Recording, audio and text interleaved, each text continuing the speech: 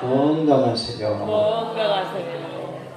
오늘도 우리 주님께서 큰 은혜를 허락하여 주실 줄로 믿습니다. 아멘. 유대인의 유월절이 가까운 때에 예수님께서 예루살렘으로 올라가셨습니다. 성전 안에서 소와 양과 비둘기 파는 사람들과 돈 바꾸는 사람들이 앉아있는 것을 보시고 노끈으로 채찍을 만드시사 양이나 소를 다 성전에서 내쫓으시고 돈 바꾸는 사람들의 돈을 쏟으시며 상을 엎으셨습니다. 나는 예배를 드릴 때에 어떤 예배를 드리고 있습니까? 하나님께서 기뻐하시는 참된 예배를 드리는 은혜가 우리 모두에게 있기를 원합니다. 아멘. 성전을 정결케 하신 사건을 통해서 그 의미에 대해 살펴보겠습니다. 예수님께서 내 아버지의 집으로 장사하는 집을 만들지 말라라고 말씀하십니다. 16절에 비둘기 파는 사람들에게 이르시되 이것을 여기서 가져가라. 내 아버지의 집으로 장사하는 집을 만들지 말라 하시니라고 말씀하고 있습니다. 내 아버지의 집으로 장사하는 집을 만들지 말라라고 하신 것은 우리에게 참된 예배를 드려야 할 것을 말씀하고 있습니다. 우리 모두가 참된 예배자가 되기를 원합니다. 아멘. 같이 봅시다. 참된 예배자 됩시다. 참된 예배자 됩시다. 참된 예배자가 있으면 어떤 예배자도 있을까요? 거짓 예배자도 있겠죠.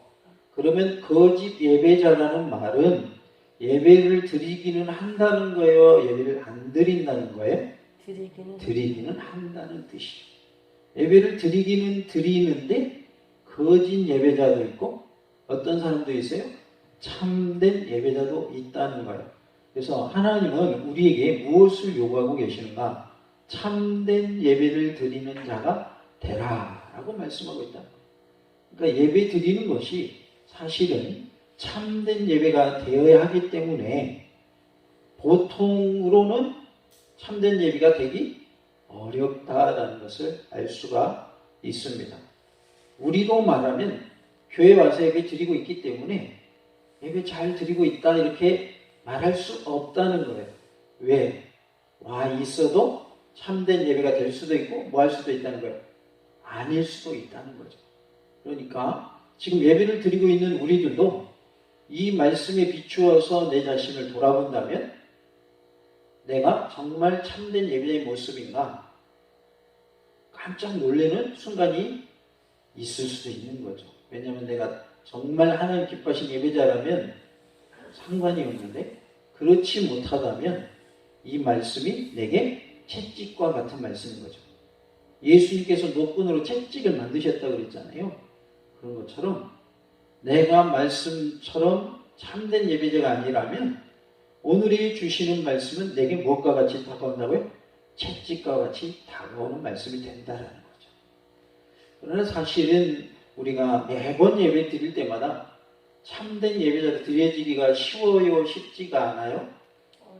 쉽지가 않습니다. 어렵습니다. 보통으로는 잘 되지를 않아요. 그래서 참된 예배를 드리는 것 자체도 하나님의 은혜가 임해야 줄로 믿습니다. 하나님의 은혜가 임할 때 우리는 참된 예배자로 온전히 주님께 드려질 수 있는 줄로 믿습니다. 하나님께서 기뻐하시는 참된 예배의 삶이 다 되시기 바랍니다. 16절에 비둘기 파는 사람들에게 이르시되 이것을 여기서 가져가라 라고 말씀을 합니다. 마른 하늘에 갑자기 번개가 치듯이 갑작스럽게 벌어진 상황 속에서 밖으로 몰려나오며 우는 가축들의 우는 소리와 허겁지겁 가축들을 잡으려고 장사들이 야단법석 떠드는 요란스러운 상황이 벌어졌고 또 요란스럽게 광장 바닥에 떨어져 부르는 돈 소리와 정신없이 돈을 주워 담는 돈 바꾸어주는 환전상들의 행동이 복합적으로 이루어진 후에 잠시 동안 정적이 흘렀을 것입니다. 이때 예수님이 그 정적을 깨뜨리십니다.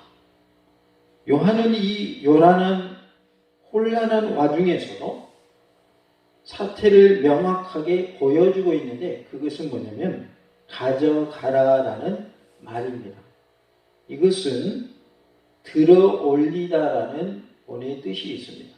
그래서 새를 즉 비둘기를 새 장에 가두어서 팔았을 것이다 라는 것을 보여주는 말이에요.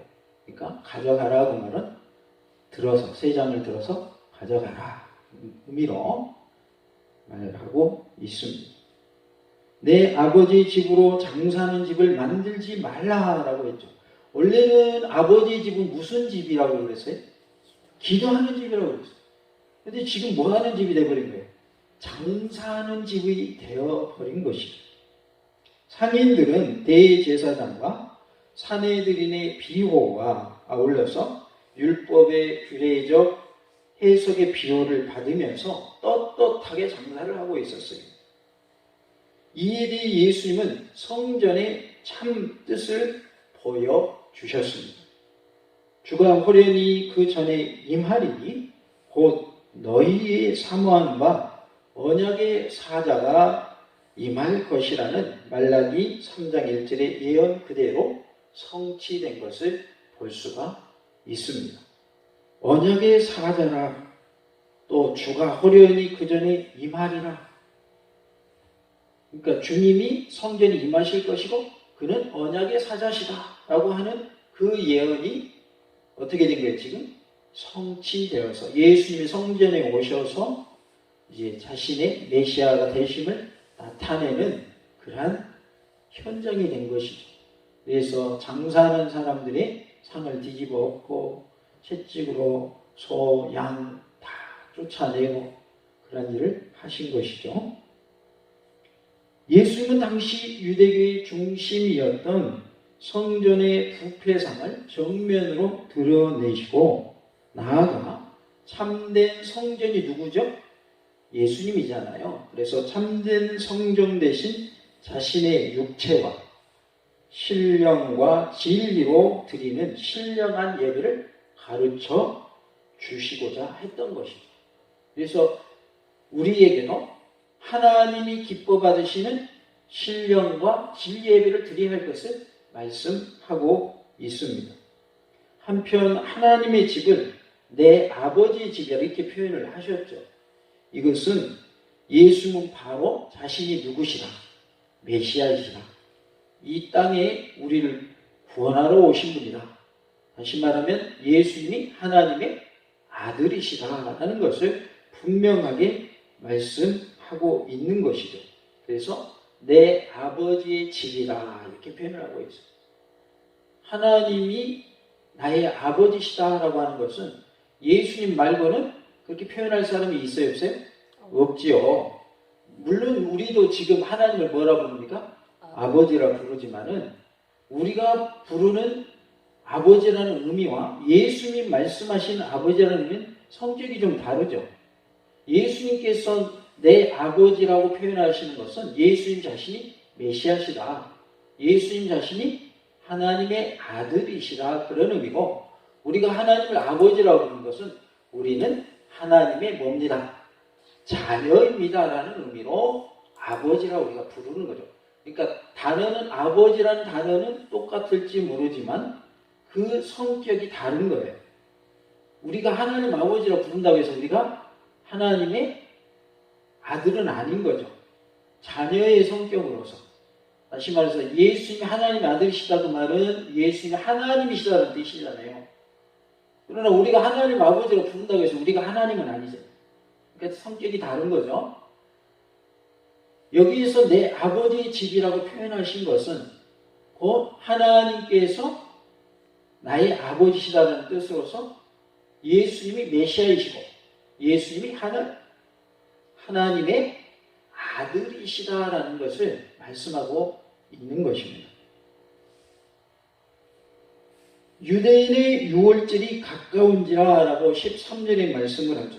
예수님께서 가버나움에 며칠간만 머무셨던 이유를 보여주고 있고, 아울러서 예루살렘으로 여행하신 동기를 밝히고 있습니다. 뭐가 가까웠다고요? 유월절이 가까웠기 때문에 가버나움에는 오래 머무시지 않았고, 또 어디로 향하여 가셨다고요? 예루살렘으로 향하여 가셨다는 거예요. 이스라엘 땅에는 성전이 몇 개 있을까요? 하나 있어요. 하나. 그것도 어디에 있어요? 예루살렘에 있어요. 지금도 이스라엘 가면 그 성전이 어디에 있어요? 예루살렘에 있어요. 그러니까 모든 사람들이 유월절이 가까우니까 유월절에 다 어디로 가는 거예요? 유월절을 지키기 위해서 예루살렘으로 가는 거예요. 우리가 얼마 전에 추석이었죠. 추석이면 각자의 어디로 가는 거예요? 고향으로 가잖아요. 그렇죠?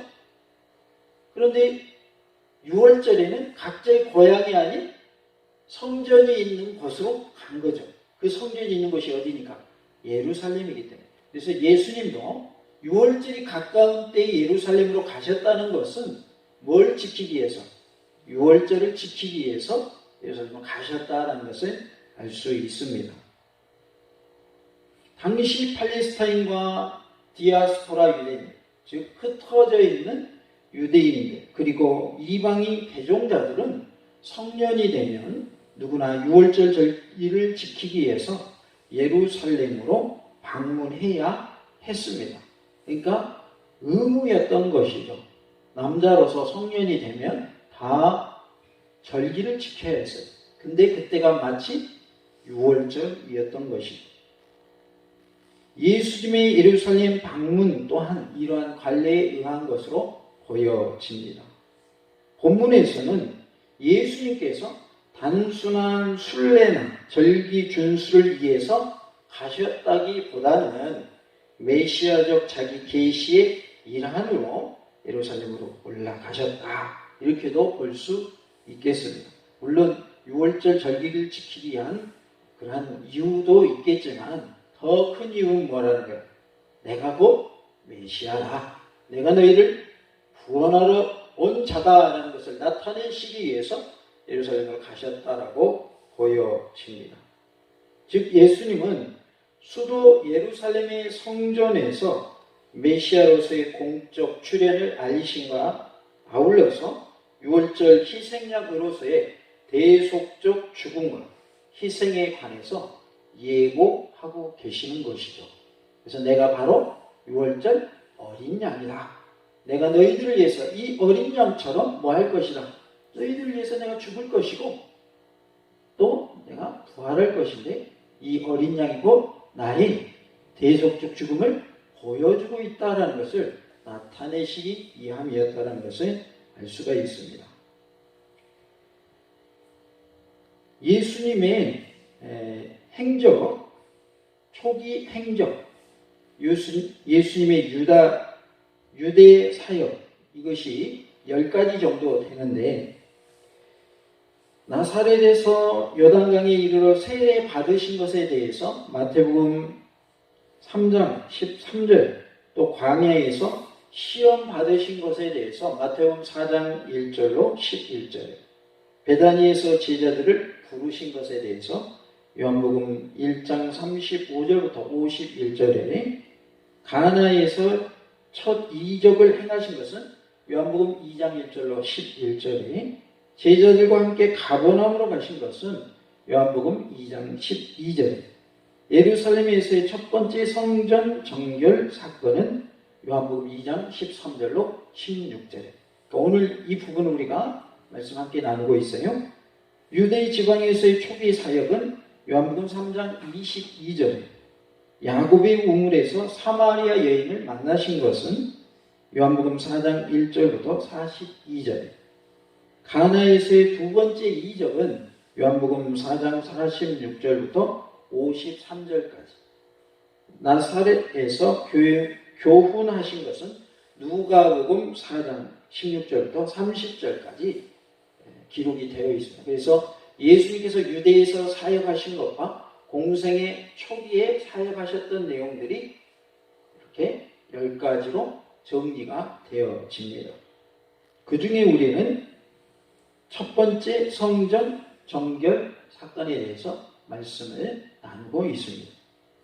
한편 예수님의 예루살렘 성전 정결 사건의 도입부인 본문은 공관복음서의 성전 정결 사건과 시간적인 차이를 보여주고 있어요. 그러니까 공관복음에서의 시간과 요한복음에서의 시점이 좀 다르다는 거예요. 말하자면 예루살렘에서의 이 성전 정결 사건이 예수님의 사역 초기에 있었다 이렇게 표현하는 것도 있고, 또 예수님의 사역 말기에 이러한 일이 있었다라고 표현한 부분도 있다는 거예요. 오늘 본문에서 예루살렘 성전 정결 사건은 공생의 초기에 발생한 것으로 되어 있어요. 그런데 공관복음에서는 공생의 말기에 이러한 일이 있었다 이렇게 말하고 있어요. 그러나 이것은 공관복음서와 요한복음의 기술상의 차이로 보면 별 무리가 없이 이해되어집니다. 그러니까 표현한, 기록한 내용의 차이라는 것을 알면 이해가 된다는 거예요. 공관복음에서는 예수님의 공생애를 갈릴리에서부터 예루살렘으로 도식이 구성되어 있어요. 그러니까 갈릴리에서부터 예루살렘에 오는 것으로 공관복음에서는 그렇게 전개가 되고 있고, 요한복음, 사도 요한이 쓴 요한복음에서는 다른 관점에서 다루고 있고, 공관복음서의 누락된 부분을 보충하기 위해서 예수님의 예루살렘 사역을 강조하고 있습니다. 따라서 예수님은 공생의 말기뿐만 아니라 공생의 초기에도 예루살렘에 올라가셨고, 성전 정결 사건도 한 번만 일어난 것이 아니다라는 것을 말씀하고 있어요. 그러니까 공생의 초기에 성전 정결 사건이 있었다, 또 공생의 말기에 성전 정결 사건이 있었다. 두 가지 다 뭐 한다는 거예요? 맞다 그 말이죠. 그러니까 시점이 다른 것은, 초기이냐 말기이냐 시점이 다른 것은 초기에도 그런 일이 있었고 말기에도 그런 일이 있었다 이렇게 볼 수 있습니다. 14절에 보면 성전 안에서라고 말씀을 하고 있어요. 여기에서의 성전은 성전 건물이나 성소를 가리키는 것이 아니라 성전의 광장을 포함한 성전 전체를 말하고 있어요. 그러니까 성전의 이제 전체를 보면 제사를 드리는 곳과 그 다음에 제물들이 이렇게 죽는, 그러니까 제물을 잡는 곳이 있고, 또 불태워서 번제로 드리는 곳이 있고, 이렇게 장소가 따로 있단 말이에요. 그러니까 성전 뜰이 있고 또 성막이 있고 그런 식인데, 이제 성전이 됐으니까 성막이 뭐로 바뀌었죠? 건물로 바뀐 거죠. 그 전에는 성막이 있어서 이동하면서 멈춰서면 거기에 성막을 다시 설치하고, 또 이동할 때는 다시 걷어들여서 이동하고, 이런 식으로 했단 말이에요. 이제 지금은 건물이 서진 거죠. 성전이. 그런데 이제 성전 안에는 들어가면 물두멍이 있어서 손을 씻는 곳이 있고, 그 다음에 재물을 잡는 것, 그리고 재물을 불태우는 번제단이 있고, 그 다음에 이제 성소는 성소와 지성소로 나뉘어지고, 성소와 지성소 안에는 누구만 들어갈 수 있고요? 제사장만 들어갈 수 있고, 그런데 지성소는 대제사장만, 그것도 속죄일에 1년에 몇 번 들어가요? 한 번밖에 못 들어갔어요. 그러니까 성전하면 우리는 이제 얼른 떠오르기를 성소와 지성소가 있는 그 성전만 이제 얼른 떠올릴 수 있는데, 여기에서 말하는 성전은 광장까지 포함한 이방인의 뜰도 있고 여인의 뜰도 있고 그렇단 말이에요. 그러니까 그러한 것을 다 포함한 성전의 의미로 이렇게 볼 수 있습니다.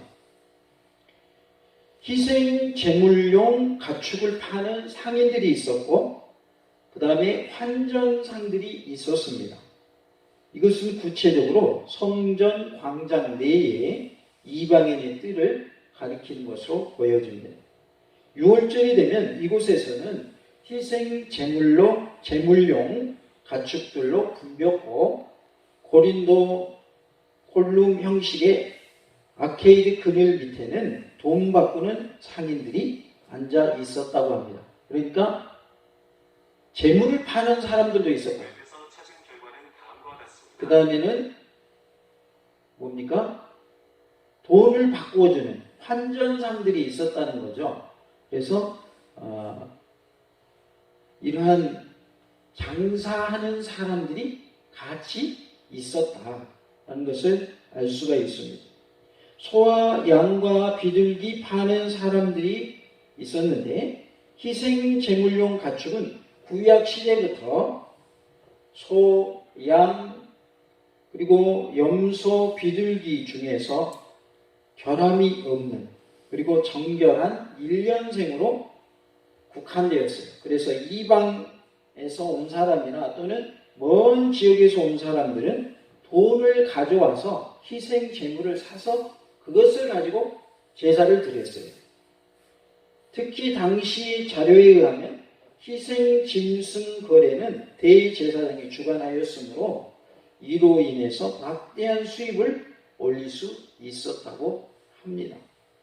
돈 바꾸는 사람들이 있었는데 여기서의 돈은 20세 이상 되는 유대인이나 개종한 이방인이 성소에 바치는 반세겔의 속전을 가리키고 있어요.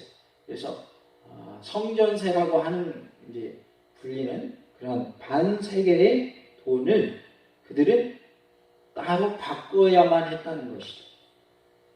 당시 성소의 세겔은 민간용 세겔과 다른 도량형을 채택하고 있었고 로마나 기타 각 지방의 돈도 성소의 세겔로 교환해서 바쳐야 했던 것이죠. 그래서 절기 때면 환전상들이 성전 광장으로 몰려들었어요. 특히 환전에 대한 것은 사내들인 공의회에서 관장했으므로 이들은 막대한 수입을 올릴 수 있었습니다. 이러한 소나 양, 이렇게 비둘기를 파는 사람들, 또 돈을 바꾸어주는 환전상들이 있었다라고 하는 이 14절의 내용은 멀리 이방에서 제물을 드리기 위해서 오는 순례자들에게는 성전 안에서 소와 양을 살 수 있게 되는 것이 편리한 일이었죠. 왜냐하면 따로 준비하지 않아도 뭐만 가져오면 돼요? 돈만 가져오면 됐어요. 그래서 현장에서 제물을 사고 현장에서 세겔로 성전에 바치는 세겔로 바꿨던 것이죠. 그러나 이 편리를 위하여서 고요히 예배 드릴 장소에 혼잡을 가져온 것은 도리어 영적으로 큰 손해를 보는 것이 되고 말았다는 거죠. 그러니까 하나님께 제사 드리기 위해서 제물도 필요하고 또 성전에 바치는 반세겔 그 돈도 필요한데 예배 드리러 온 사람들이 그것 때문에 북적북적하고 혼잡했다는 거예요. 막 흥정하는 소리도 있을 것이고, 그렇죠? 좀 싸게 파시오 막 그런다든가. 그러니까 조용했을까요? 좀 시끄러웠을까요? 시끄러웠겠죠. 우리가 막 떠들고 막 그러면 뭐라고 해요? 여기가 시장통이다. 그런 말 하죠. 시장에 가면 실제로 조용히 시끌벅적해요. 시끌벅적하죠. 그러니까 하나님께 집중해야 되고 온전히 하나님께 예배드리는 현장이 돼야 되는데 당시에는 물론 제사지만 오늘로 말하면 뭐예요?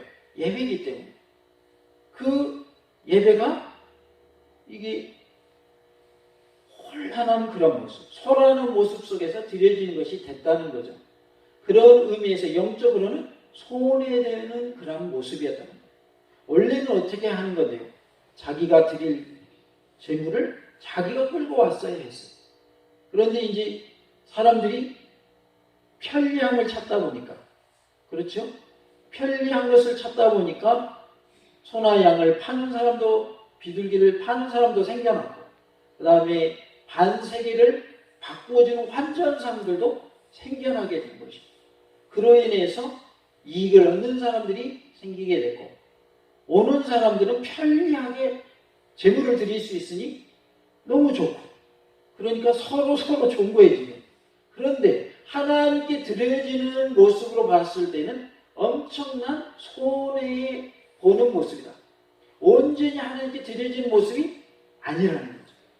우리가 예배를 드림에 있어서도 점점 편리해지는 것을 추구하다 보면 원래의 예배의 목적과는 다른 모습을 흐릴 수 있음을 말씀해주고 있어요. 그래서 과거보다는 현재가 더 우리의 예배드린 모습이 어떻게 됐을까요? 더 사람 위주로 편리한 쪽으로 많이 변경된 경우가 있다는 거죠. 그럼에도 불구하고 우리가 정말 우리의 마음을 주님께 집중하고 예배드릴 수 있도록 우리 자신을 돌아보고 정말 하나님 기뻐하시는 참된 예배를 드릴 수 있는 그러한 은혜가 우리 모두에게 있기를 원합니다. 아멘. 이렇게 영적으로 손해를 보는 그런 모습이었는데 인간은 편리를 도모하는 것이 당연하나 영적 손해를 보면서까지 그것을 취하는 것은 주님께서 기뻐하실까요? 기뻐하시지 않을까요? 기뻐하시지 않는다는 거예요. 그래서 우리가 작은 것일지라도 우리가 드리는 예물도 미리 주일 전에 미리 준비해서 드리면 더 우리의 정성을 다해서 드리는 예물이 되겠죠. 제가 아는 한 권사님은 돈이 구겨졌다 그러면 다리로 다려서 그렇게 드리더라고요.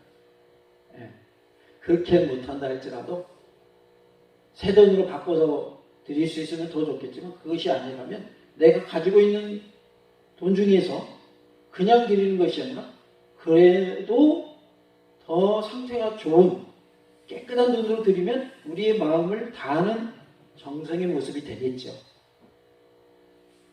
과부가 드린, 혼례된 여인이 드린 동전 두 입을 예수님 칭찬하셨죠. 가장 많이 드렸다. 다른 사람들은 액수도 많이 드린 사람도 있었는데 그 사람들을 칭찬하시지 않았죠. 즉 액수가 중요한 것이 아니라 마음이 중요하다는 거죠. 아무리 많은 돈을 하나님께 드려도 내 마음의 상태가 하나님이 기뻐하시는 모습이 아니라면 적은 것을 드려서 하나님의 마음에 든 사람과 비교했을 때 차이가 날 수밖에 없는 거죠. 그래서 액수를 말하고 있는 게 아닙니다. 여기서는 우리의 하나님께 드려진 예배의 모습을 말씀하고 있는 거예요. 그렇기 때문에 우리가 예배의 본질을 해치면서까지 예배를 드려서는 안 된다는 거죠. 이들은 지금 하나님께 제사 드리기 위해서 제물도 필요했고 반세겔의 동전도 필요했는데 그것을 편리하게 하고자 하는 것 때문에 혼잡해져 버렸고 시끌벅적했다는 거죠. 고요히 드려져야 하는 제사가 오늘로 말하면 하나님 앞에 온전히 드려져야 하는 예배가 제대로 하나님께 드려지지 않았다는 거죠. 그래서 우리는 지금은 예배드리는 시대에 우리가 살고 있는데 하나님께 예배드리는 것에 방해가 되는 그러한 것들은 우리가 제해버리고 하나님께 집중하는 모습으로 예배드리는 그러한 은혜가 있기를 원합니다. 다 같이 합시다. 참된 예배자 됩시다. 참된 예배자 됩시다. 우리의 마음을 다하고 힘을 다하고 뜻을 다해서 드리는 예배가 될 수 있기를 원합니다. 아멘. 이렇게 이들이 돈을 바꾸는 것은 이방에 살던 유대인들이 가지고 온 로마 돈을 성전에 바치기 위해서 유대의 세겔로 바꾸는 것을 말하는데요. 그들이 그때 성전에서 이런 매매 행동을 통하여 부당한 수입을 취했으니 그것은 기도하는 집을 뭐하는 집으로 만든 거예요? 장사하는 집으로 만든 것이었습니다. 이것은 잘한 걸까요? 못한 걸까요? 못한 겁니다. 잘못된 겁니다. 잘못된 거다 그 말이에요.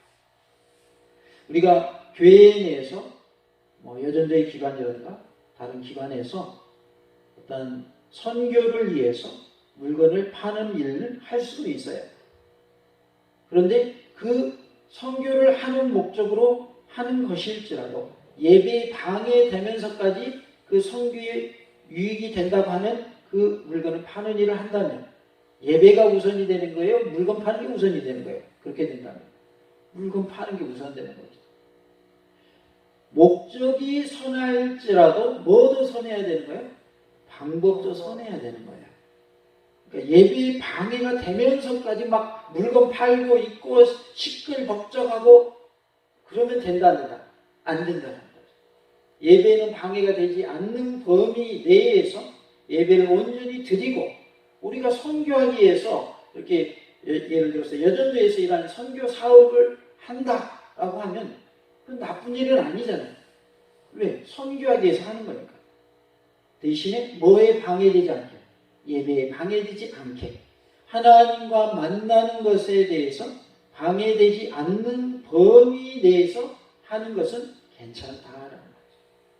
그러나 막 예배 드리고 있는데 집사님 그럼 이거 좀 사, 우리 이거 가지고 선교하려고 그래. 이건 안 맞는다. 그러니까 장사는 그 자체가 나쁘다. 이제 오늘날에 우리 예배드리는 현장에서 그렇게 말하기보다는 선교하기 위해서 어떤 사업을 한다면 그것은 예배에 방해되지 않고 하나님을 만나는 데 방해되지 않는 범위 내에서 하자라는 거예요. 또 우리가 식사를 하게 될 때에는 식사 준비하는 분들이 있잖아요. 그러면 하나님을 만나는 데 방해되지 않게 예배 드리는 데 방해되지 않게 식사 준비를 해야 맞겠죠. 식사 준비한다고 미리 예배도 끝나기 전에 나가면 맞을까요? 틀릴까요? 그건 틀린 거예요. 물론 봉사하는 거 중요하고 그런 분들이 필요하죠. 왜? 우리가 식사를 하게 될 경우에는 그런 분들이 계셔야 우리가 밥을 먹으니까.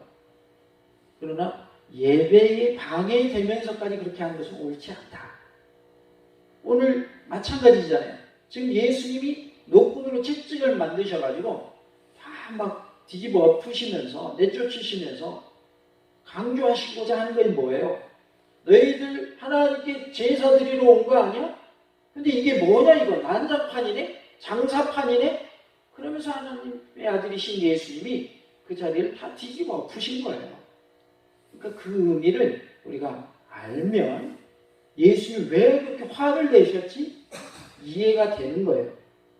사실은 예수님 믿는 사람이 화 잘 내야 돼, 화 내면 안 돼요? 화내면 안 되잖아요. 그죠? 근데 예수님 화내신 장면이잖아요. 그러니까 하나님께 예배 드리는데 방해되는 것을 예수님 용납하실 수가 없었던 것이죠. 우리가 이렇게 기도하는 집이 장사하는 집이 되게 해서는 안 된다라는 것을 말씀해 주고 있어요.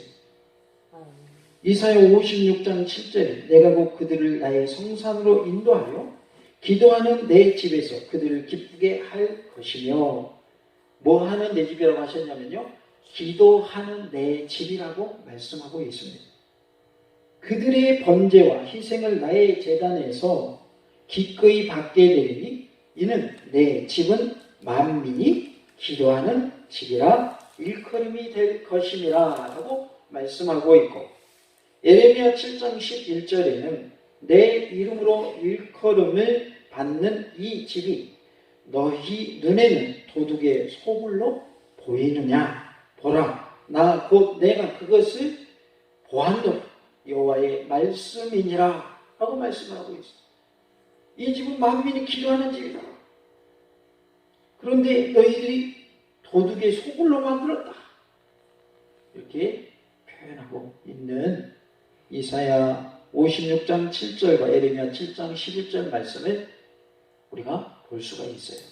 그래서 그 말씀을 근거로 해서 내 집은 내 아버지의 집은 기도하는 집이다. 그런데 어찌 된 것이냐 이거. 왜 장사하는 것으로 이것이 바뀌었냐라고 하면서 예수님께서 예배는 어떻게 드려야 할 것인가 그것을 말씀해 주고 있고 또 자신이 메시아이심을 드러내고 계십니다.